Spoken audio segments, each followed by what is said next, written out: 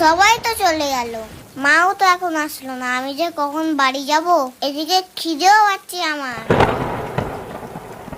ওরে বাবারে, কি মেঘ ডাকছে, ভয় লাগছে তো। কিলে বাবা, বাড়ি যাবে না? বাড়ি যাবো না তো এখন থাকবো। তোর আমার সাথে।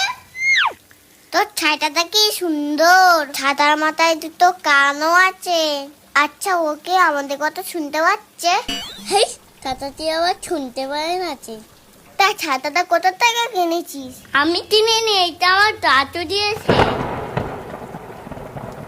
আর আমার দিকে ধর, আমি তো ভিজে যাচ্ছি। আরে টানিস না, আমি ভিজে যাবো তো।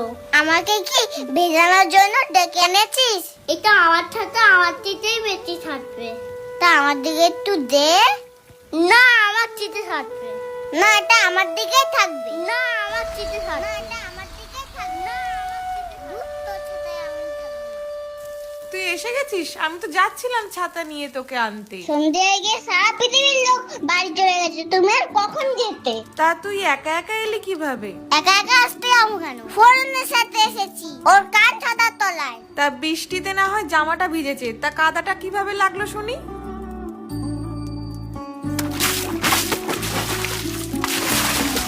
কিরে, বলবি তো? আমার শীত করছে, তোমাকে এখনো শুনতে হবে?